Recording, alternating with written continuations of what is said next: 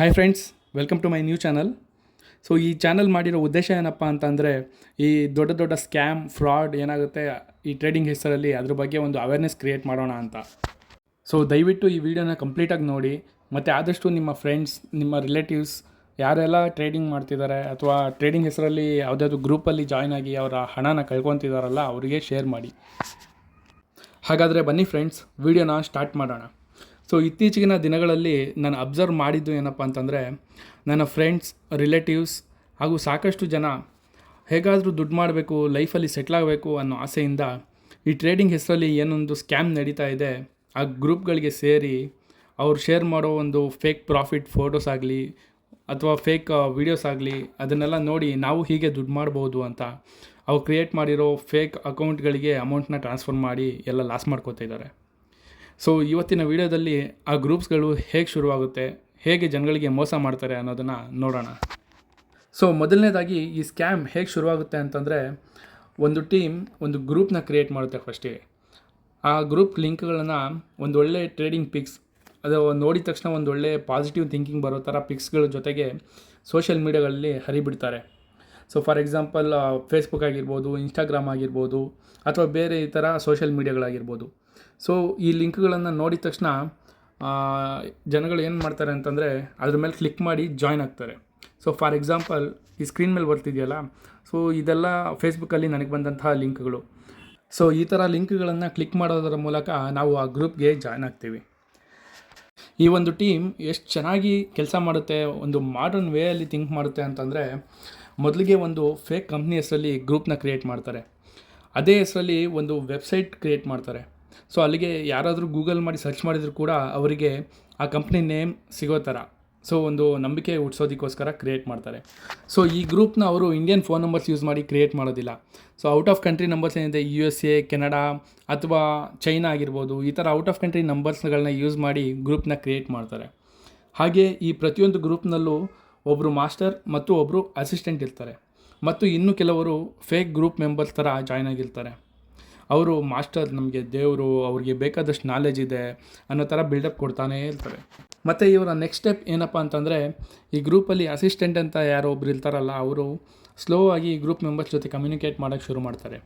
So daily market ಬಗ್ಗೆ update ಕೊಡೋದಾಗಿರ್ಬೋದು, ಅಥವಾ ಏನಾದರೂ ಫ್ಲ್ಯಾಶ್ ನ್ಯೂಸ್ ಇದ್ದರೆ ಅದನ್ನ ಫೋಟೋ ಅಥವಾ ವಿಡಿಯೋ ಮುಖಾಂತರ ಶೇರ್ ಮಾಡೋದು, ಯಾರಿಗಾದರೂ ಏನಾದರೂ ಡೌಟ್ಸ್ ಇದ್ದರೆ ಕ್ಲಿಯರ್ ಮಾಡೋದು. ಮತ್ತು ಇನ್ನೊಂದು ವಿಷಯ ಏನಪ್ಪ ಅಂತಂದರೆ, ಈ ಅಸಿಸ್ಟೆಂಟ್ ಅಂತ ಇರ್ತಾರಲ್ಲ, ಅವರು ಒಂದು ಒಳ್ಳೆ ಕ್ಯೂಟ್ ಲುಕಿಂಗ್ ಗರ್ಲ್ ಫೋಟೋನ ಹಾಕ್ಕೊಂಡಿರ್ತಾರೆ DPಗೆ. ಸೊ ಮೊದಲೇ ಗೊತ್ತಲ್ಲ, ನಮ್ಮ ಹುಡುಗರು ಸ್ವಲ್ಪ ಖುಷಿ ಪಡಲಿ, ಇನ್ನೂ ಚೆನ್ನಾಗಿ ಇಂಟ್ರೆಸ್ಟ್ ತೋರಿಸ್ಲಿ ಅಂತ. ಮತ್ತು ಇವರು ಯಾವತ್ತೂ ವಾಯ್ಸ್ ಕಾಲ್ ಮಾಡೋದಿಲ್ಲ, ಬರೀ ಮೆಸೇಜಲ್ಲೇ ಆಟ ಆಡಿಸ್ತಾ ಇರ್ತಾರೆ. ಯಾರಾದರೂ ಮಾತಾಡೋಕ್ಕೆ ಟ್ರೈ ಮಾಡಿದರೂ ಕೂಡ ಏನಾದರೂ ಹೇಳಿ ಅವಾಯ್ಡ್ ಮಾಡ್ತಾರೆ. ಮತ್ತು ಇವ್ರ ನೆಕ್ಸ್ಟ್ ಸ್ಟೆಪ್ ಏನಪ್ಪ ಅಂತಂದರೆ, ಕ್ಲಾಸಸ್ ಕಂಡಕ್ಟ್ ಮಾಡೋದು. ಸೊ ಇವ್ರದ್ದೇ ಆದಂಥ ಒಂದು ಲಿಂಕ್ನ ಕ್ರಿಯೇಟ್ ಮಾಡಿ, ಅಂದರೆ ಒಂದು ವರ್ಚುವಲ್ ಅಪ್ಲಿಕೇಶನ್ ಅಥವಾ ಲಿಂಕ್ನ ಕ್ರಿಯೇಟ್ ಮಾಡಿ ಒಂದು ಕ್ಲಾಸಸ್ ಕಂಡಕ್ಟ್ ಮಾಡ್ತಾರೆ. ಈ ಗ್ರೂಪ್ ಮೆಂಬರ್ಸ್ ಎಲ್ಲ ಅದರಲ್ಲಿ ಜಾಯ್ನ್ ಆಗಬೇಕು ಅನ್ನೋದಕ್ಕೋಸ್ಕರ ಅವ್ರಿಗೆ ಬೋನಸ್ ಅಥವಾ ಡಿವಿಡೆಂಟ್ ಅನ್ನೋ ಹೆಸರಲ್ಲಿ ಒಂದು ₹100 ₹200 ಪರ್ ಕ್ಲಾಸ್ಗೆ ಟ್ರಾನ್ಸ್ಫರ್ ಮಾಡ್ತಾರೆ. ಆಬ್ವಿಯಸ್ಲಿ 100 200 ಅಮೌಂಟ್ ಕೊಡ್ತಾರೆ ಅಂತಂದರೆ ಎಲ್ಲ ಮೆಂಬರ್ಸು ಜಾಯ್ನ್ ಆಗೇ ಆಗ್ತಾರೆ ಅಲ್ವಾ. ಸೊ ಈ ಕ್ಲಾಸ್ನಲ್ಲಿ ಈ ಮಾಸ್ಟರ್ಸ್ ಅಂತ ಏನಿರ್ತಾರೆ, ಅವರು ಮಾರ್ಕೆಟ್ ಅಪ್ಸ್ ಆ್ಯಂಡ್ ಡೌನ್ಸ್ ಬಗ್ಗೆ ಎಕ್ಸ್ಪ್ಲೇನ್ ಮಾಡ್ತಾ ಇರ್ತಾರೆ.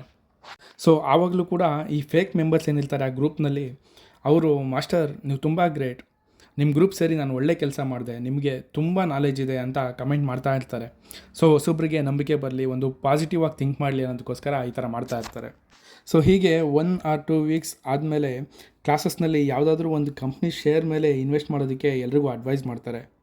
ಸೊ ಈ ಅಸಿಸ್ಟೆಂಟ್ ಮತ್ತು ಫೇಕ್ ಮೆಂಬರ್ಸು ಏನು ಮಾಡ್ತಾರೆ ಅಂದರೆ, ಆ ಕಂಪ್ನಿ ಶೇರ್ ಪ್ರೈಸ್ ಮೇಲೆ ಹೋದರೆ ಮಾಸ್ಟರ್ ನಾಲೆಜ್ ಸೂಪರ್, ಒಳ್ಳೆ ಪ್ರಾಫಿಟ್ ಆಯಿತು ಅಂತ ಬಿಲ್ಡಪ್ ಕೊಡ್ತಾರೆ.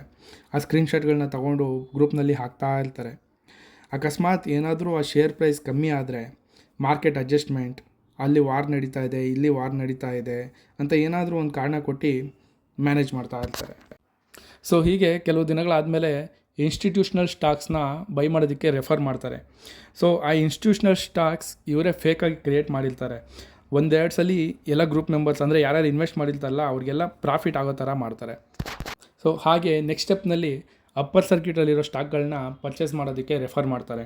ಸೊ ಈ ಅಪ್ಪರ್ ಸರ್ಕ್ಯೂಟಲ್ಲಿರೋ ಸ್ಟಾಕ್ಗಳು ನಾರ್ಮಲ್ ಡಿಮ್ಯಾಟ್ ಅಕೌಂಟ್ಗಳಲ್ಲಿ ಆರ್ಡರ್ ಪ್ಲೇಸ್ ಆಗೋದಿಲ್ಲ, ಅಂದರೆ ನಾವು ಪರ್ಚೇಸ್ ಮಾಡೋದಕ್ಕೆ ಆಗೋದಿಲ್ಲ. ಯಾಕಂದರೆ ಅವರು ಆ ಥರ ಪ್ಲ್ಯಾನ್ ಮಾಡಿ ಆ ಅಪ್ಪರ್ ಸರ್ಕ್ಯೂಟ್ ಸ್ಟಾಕ್ಗಳನ್ನ ಕ್ರಿಯೇಟ್ ಮಾಡಿರ್ತಾರೆ. ಸೊ ಆ ಟೈಮಲ್ಲಿ ಈ ಮಾಸ್ಟರ್ ಏನು ಮಾಡ್ತಾರೆ ಅಂದರೆ, ನಮ್ಮ ಕಂಪ್ನಿ ಕಡೆಯಿಂದ ಒಂದು ದೊಡ್ಡ ಮೀಟಿಂಗ್ ಮಾಡ್ತೀವಿ, ಎಲ್ರಿಗೂ ಒಳ್ಳೇದಾಗಲಿ ಅಂತ ಒಂದು ಹೊಸ ಪ್ಲ್ಯಾನ್ ತರ್ತೀವಿ.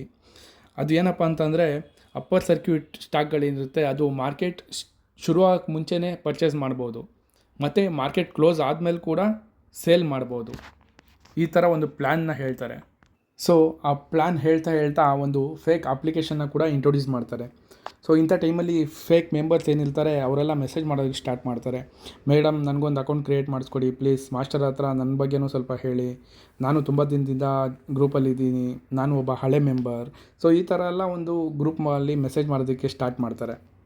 ಸೊ ಹಾಗೆ ಅಕೌಂಟ್ ಕ್ರಿಯೇಟ್ ಆಗಿದ ತಕ್ಷಣ ಲಕ್ಷ ಅಮೌಂಟ್ಗಳನ್ನ ಅವರು ಅಕೌಂಟ್ಗೆ ಟ್ರಾನ್ಸ್ಫರ್ ಮಾಡಿರೋ ಥರ ಒಂದು ಫೇಕ್ ಸ್ಕ್ರೀನ್ಶಾಟ್ಗಳನ್ನ ಹಾಕ್ತಾ ಬರ್ತಾರೆ.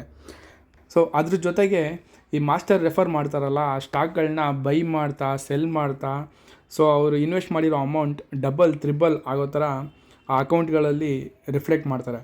ಅದನ್ನು ಈ ಫೇಕ್ ಮೆಂಬರ್ಸ್ ಗ್ರೂಪಲ್ಲಿ ಇರ್ತಾರಲ್ಲ ಅವರೆಲ್ಲ ಸ್ಕ್ರೀನ್ಶಾಟ್ ತೊಗೊಂಡು ಗ್ರೂಪ್ಗಳಿಗೆ ಹಾಕ್ತಾ ಇರ್ತಾರೆ ಅವಾಗ. ಸೊ ಇದನ್ನೆಲ್ಲ ನೋಡಿ ಸಾಮಾನ್ಯ ಗ್ರೂಪ್ ಮೆಂಬರ್ಸ್ ಯಾರು ಇರ್ತಾರಲ್ಲ, ಅದೇ ಹೊಸದಾಗಿ ಜಾಯ್ನ್ ಆಗಿರ್ತಾರಲ್ಲ, ಅವರು ಕೂಡ ಅಕೌಂಟ್ ಕ್ರಿಯೇಟ್ ಮಾಡಿಸ್ಕೊಂಡು ಸ್ಟಾರ್ಟಿಂಗ್ ಒಂದು 10,000 20,000 ಹಾಕಿ ಚೆಕ್ ಮಾಡ್ತಾರೆ. ಸೊ ಆ ಚೆಕ್ ಮಾಡೋವಂಥ ಟೈಮ್ನಲ್ಲಿ ಈ ಅಮೌಂಟ್ನ ಡಬಲ್ ತ್ರಿಬಲ್ ಆಗೋ ಥರ ಇವರು ರಿಫ್ಲೆಕ್ಟ್ ಮಾಡ್ತಾರೆ. ಮತ್ತು ಇವರು ಎಷ್ಟು ಬುದ್ಧಿವಂತರು ಅಂತಂದರೆ, ಅವರು ಯಾವುದೇ ಒಂದು ಪರ್ಸ್ನಲ್ ಅಕೌಂಟಿಗೆ ಅಮೌಂಟ್ನ ಹಾಕ್ಸ್ಕೊಳ್ಳೋದಿಲ್ಲ. ಯಾವುದೋ ಒಂದು ಕಂಪನಿ ಹೆಸರಲ್ಲಿ ಅಕೌಂಟ್ನ ಕ್ರಿಯೇಟ್ ಮಾಡಿಸಿ IMPS ಮೂಲಕ ಅಥವಾ ನೆಫ್ಟ್ ಟ್ರಾನ್ಸ್ಫರ್ ಮೂಲಕ ಅಮೌಂಟ್ನ ಹಾಕಿಸ್ಕೊಳ್ತಾರೆ. ಸಪೋಸ್ ಯಾರಾದರೂ ಡೌಟ್ ಬಂದು ಏನಾದ್ರು ಕ್ವಶನ್ ಮಾಡಿದ್ರೆ, ಸೊ ಅದು ಕೂಡ ನಮ್ಮದೇ ಒಂದು ಕಂಪನಿಯ ಬ್ರ್ಯಾಂಚ್, ಆ ಕಂಪ್ನಿ ಕೂಡ ನಮಗೆ ಟೈಅಪ್ ಆಗಿದೆ, ನಮ್ಮ ಅಕೌಂಟ್ನಲ್ಲಿ ಟ್ರಾನ್ಸಾಕ್ಷನ್ ಫುಲ್ಲಾಗಿ ಇರೋದ್ರಿಂದ ಈ ಅಕೌಂಟ್ ನಂಬರ್ನ ಕೊಡ್ತಾ ಇದ್ದೀವಿ ಅಂತ ಹೇಳಿ ಮ್ಯಾನೇಜ್ ಮಾಡ್ತಾರೆ. ಸೊ ಅಲ್ಲಿಗೆ ಟ್ರಾನ್ಸ್ಫರ್ ಮಾಡಿದ ತಕ್ಷಣ ನಾವು ಕಷ್ಟಪಟ್ಟು ದುಡ್ದಂಥ ದುಡ್ಡು ಅವ್ರ ಕೈಗೆ ಹೋಗುತ್ತೆ. ಸೊ ಅದ ನಂತರ ಅವ್ರ ಆಟ ಶುರು.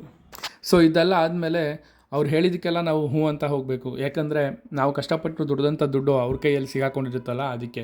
ಸೊ ಅವ್ರು ಬೈ ಮಾಡಿ ಅಂದಾಗ ಬೈ ಮಾಡಬೇಕು, ಸೆಲ್ ಮಾಡಿ ಅಂದಾಗ ಸೆಲ್ ಮಾಡಬೇಕು. ಅಮೌಂಟ್ ಮಾತ್ರ ಪ್ರಾಫಿಟಾಗಿ ರಿಫ್ಲೆಕ್ಟ್ ಆಗ್ತಾ ಇರುತ್ತೆ, ಬಟ್ ವಿತ್ಡ್ರಾ ಆಪ್ಷನ್ನ ಡಿಸೇಬಲ್ ಮಾಡಿರ್ತಾರೆ. ಸೊ ಇದೆಲ್ಲ ಆಗೋ ಅಷ್ಟೊತ್ತಿಗೆ ಗ್ರೂಪ್ ಸೆಟ್ಟಿಂಗ್ಸ್ ಕೂಡ ಚೇಂಜ್ ಆಗಿರುತ್ತೆ. ಫಾರ್ ಎಕ್ಸಾಂಪಲ್, ನಾವು ಮೆಸೇಜ್ ಮಾಡಿದ್ರೆ ಬೇರೆ ಗ್ರೂಪ್ ಮೆಂಬರ್ಸ್ಗೆ ರಿಫ್ಲೆಕ್ಟ್ ಆಗೋದಿಲ್ಲ. ಸೊ ಈ ಕಂಪನಿ ಸ್ಕ್ಯಾಮ್, ಇವರು ಚೀಟ್ ಮಾಡ್ತಿದ್ದಾರೆ ಅಂತ ನಾವು ಮೆಸೇಜ್ ಮಾಡಿದ್ರು ಕೂಡ ಅದು ಬೇರೆ ಮೆಂಬರ್ಸ್ಗೆ ರೀಚ್ ಆಗೋದಿಲ್ಲ. ಬರೀ ಆ ಫೇಕ್ ಮೆಂಬರ್ಸ್ ಯಾರಿರ್ತಲ್ಲ ಗ್ರೂಪಲ್ಲಿ, ಸೊ ಅವ್ರು ಮಾಡೋ ಫೇಕ್ ಮೆಸೇಜಸ್ ಮಾತ್ರ ರಿಫ್ಲೆಕ್ಟ್ ಆಗ್ತಾ ಹೋಗುತ್ತೆ. ಸೊ ಅವರು ನಾನು ಇವತ್ತು ಇಷ್ಟು ವಿತ್ಡ್ರಾ ಮಾಡಿದೆ, 20 lakhs ನನಗೆ ಪ್ರಾಫಿಟ್ ಆಯಿತು ಅಂತ ಫೇಕ್ ಮೆಸೇಜ್ ಮಾಡ್ತಾ ಇರ್ತಾರೆ, ಅದು ಮಾತ್ರ ರಿಫ್ಲೆಕ್ಟ್ ಆಗ್ತಾ ಹೋಗುತ್ತೆ. So last and final step, ಇನ್ನು ಮುಂದೆ ನಾವು ಅಮೌಂಟ್ ಟ್ರಾನ್ಸ್ಫರ್ ಮಾಡೋದಿಲ್ಲ, ನಮ್ಮಿಂದ ಏನು ಯೂಸ್ ಇಲ್ಲ ಅಂತ ಗೊತ್ತಾಗಿದ ತಕ್ಷಣ ನಮ್ಮನ್ನು ಗ್ರೂಪಿಂದ ರಿಮೂವ್ ಮಾಡ್ತಾರೆ, ಹಾಗೆ ಬ್ಲಾಕ್ ಕೂಡ ಮಾಡ್ತಾರೆ. ಆ ನೋಟಿಫಿಕೇಷನ್ ಕೂಡ ಇತರ ಗ್ರೂಪ್ ಮೆಂಬರ್ಸ್ಗಳಿಗೆ ಹೋಗೋದಿಲ್ಲ. ಸೊ ಅಲ್ಲಿಗೆ ಚಾಪ್ಟರ್ ಕ್ಲೋಸ್. ನಾವು ಪೊಲೀಸ್ ಕಂಪ್ಲೇಂಟ್ ಕೂಡ ಕೊಡೋದಕ್ಕೆ ನಮ್ಮ ಹತ್ರ ಯಾವುದೇ ಒಂದು ಪ್ರೂಫ್ ಇರೋದಿಲ್ಲ, ಯಾಕಂದರೆ ಅದೊಂದು ಫೇಕ್ ಕಂಪನಿ ನೇಮ್ ಆಗಿರುತ್ತೆ. ನಾವು ಟ್ರಾನ್ಸ್ಫರ್ ಮಾಡಿರೋ ಅಷ್ಟು ಅಕೌಂಟ್ ಕೂಡ ಕ್ಲೋಸ್ ಆಗಿರುತ್ತೆ. ಸೊ ಈ ರೀತಿ ಜನಗಳೆಲ್ಲ ಮೋಸ ಹೋಗ್ತಾ ಇದ್ದಾರೆ. ಸೊ ಫ್ರೆಂಡ್ಸ್, ಆದಷ್ಟು ಈ ವಿಡಿಯೋನ ನಿಮ್ಮ ಫ್ರೆಂಡ್ಸ್ಗೆ, ರಿಲೇಟಿವ್ಸ್ಗೆ ಶೇರ್ ಮಾಡಿ, ಈ ಒಂದು ಸ್ಕ್ಯಾಮ್ಗಳ ಬಗ್ಗೆ ಒಂದು ಅವೇರ್ನೆಸ್ನ ಕ್ರಿಯೇಟ್ ಮಾಡಿ ಅಂತ ಹೇಳ್ತಾ ಈ ಒಂದು ವಿಡಿಯೋನ ಮುಗಿಸ್ತಾ ಇದ್ದೀನಿ. Thank you.